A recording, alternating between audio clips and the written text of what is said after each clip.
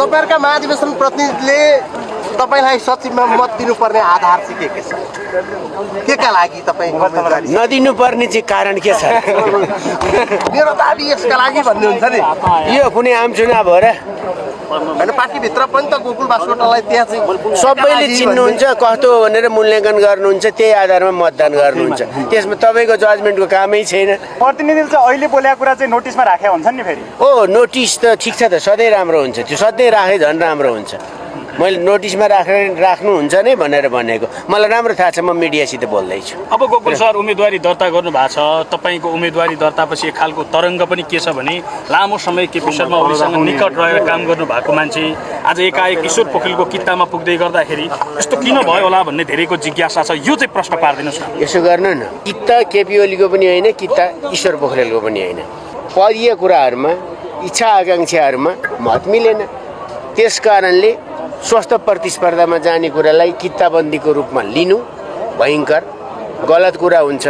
यसबाट केही रोटी सेकिन्छ कि भन्ने कसैलाई परेको छ भने सम्भव छैन। यति कुरा म ढुक्कले भन्छु।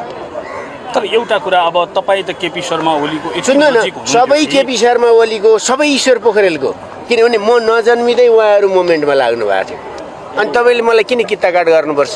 तपाईँले आफै कित्ता काट गरेर उम्मेदवारी दिनुभयो, किन त्यसो भने तपाईँले म स्वतन्त्र उम्मेदवार भन्नु भन? यसो सुन्नुहोस् न, स्वतन्त्र उम्मेदवार बन्नको निम्ति बनाउन कोसिस गर्नका निम्ति छुट्टै प्यानल डेभलप गर्न सक्नुहुन्छ। तपाईँ मात्रै कराउने भए ओके डन, सिध्यो कुरा हो। प्रश्न हो सर, कतिवटा सोध्नुभयो त? एउटा सोधेँ। अनि जवाफ दिने मौका दिनुभयो? भन्नुहोस् न। अब त्यसमा चुप लाग्नुहोस् न, सुन्ने त हरे त राख्नु पऱ्यो नि। त्यसो भएपछि सिम्पल छ कुरा। नवमा अधिवेशनमा ईश्वर पोखरेल र केपी ओली कहाँ हुनुहुन्थ्यो तपाईँहरूलाई थाहा छ? हो, एकै ठाउँ हुनुहुन्थ्यो। त्योभन्दा अगाडि कहाँ हुनुहुन्थ्यो?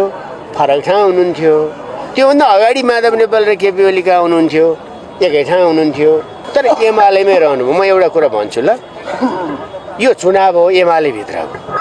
तपाईँहरू सबै पत्रकार हो नि। यो महाधिवेशन परिवर्तन चाहिँ कतिको ल्याउने सम्भावना देख्नु भएको छ यति भनिदिनु न। तपाईँ मात्रै हो, अरूलाई प्रश्न सोध्न आउँदैन?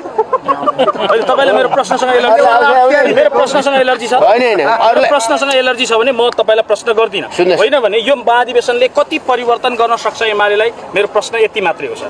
तपाईँले सुन्ने धैर्यता त राख्नु भएन नि, होइन? सुनेर तपाईँलाई फेरि प्रश्न गर्दैछु सर। तपाईँलाई छिटो छिटो प्रश्न गर्न पाए धेरै भ्युज जान्छ भन्ने लाग्यो होला, होइन?